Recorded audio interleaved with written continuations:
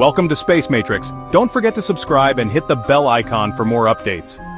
The summer of 2025 was supposed to be a time of recovery, but instead it became the stage for a dramatic battle: Walmart versus former President Donald Trump. The spark? A sweeping new set of tariffs on imported goods designed to protect American industries but threatening Walmart's low-price promise. Walmart warned that these tariffs would mean higher prices for millions of shoppers.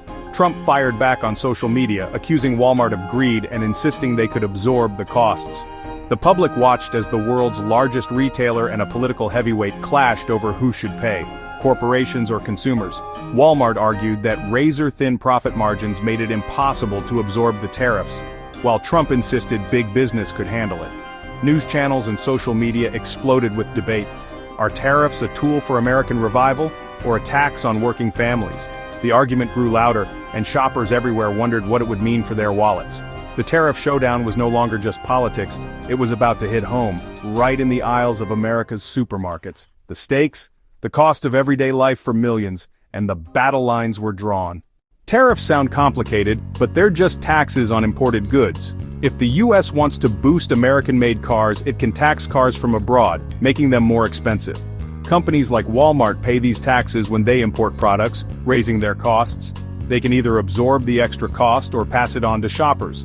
Supporters say tariffs protect American jobs and industries, even if it means higher prices in the short term. Critics argue that retailers can't absorb the costs and will have to raise prices, making life more expensive for everyone. For Walmart, with its thin profit margins, absorbing tariffs isn't realistic.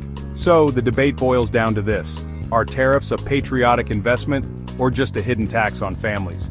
Every time you shop, you're caught in the middle. The policy may sound abstract, but its impact is real, right at the checkout. That's the heart of the conflict.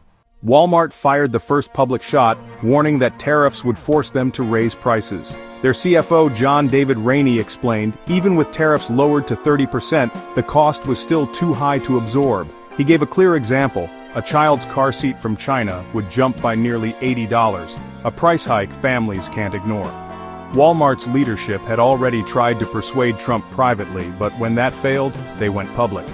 The company positioned itself as the defender of the American consumer, saying, "We're fighting to keep your prices low, but the government is making it impossible." It was a risky move, putting Walmart in direct opposition to a powerful political figure. But for a brand built on low prices, silence wasn't an option. The tariffs struck at the heart of Walmart's business model. By being transparent, Walmart hoped to avoid being blamed for price gouging. The message was clear: higher prices are coming, and it's the policy, not the retailer, to blame. The battle was now public and personal. Trump's response was immediate and loud: eat the tariffs. He demanded Walmart absorb the costs, framing the issue as corporate greed versus the American people. Trump argued Walmart's billions in profits meant they could easily cover the tariffs. He turned the debate into a simple, populist message: big business should protect shoppers, not shareholders. Trump warned Walmart that any price hikes would be watched and attacked by him and his supporters.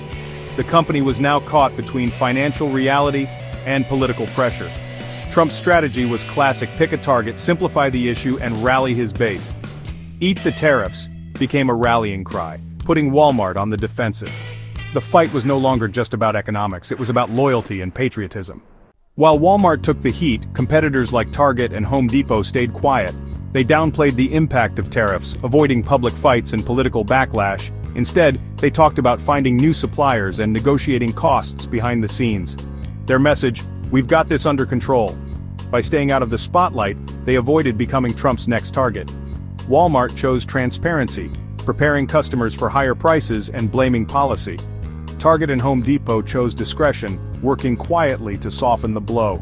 Both strategies aimed to protect their brands, but only one drew national attention. The lesson in a political storm: sometimes silence is the safest bet. The Walmart-Trump showdown is just the tip of the iceberg. Tariffs are rippling through every corner of retail, from sportswear to electronics to cars. Adidas and Nike have warned of price hikes, unable to absorb millions in new costs. Even fast fashion giants like Shein and Temu are raising prices after losing tax loopholes. The auto industry is bracing for higher prices, as global supply chains get hit by new import taxes. From groceries to gadgets to cars, the cost of living is rising. For American families, budgets will be stretched, and tough choices will have to be made. The political debate continues, but the immediate impact is clear. The tariff fight started in Washington, but it ends at the checkout counter, and every shopper in America will feel it.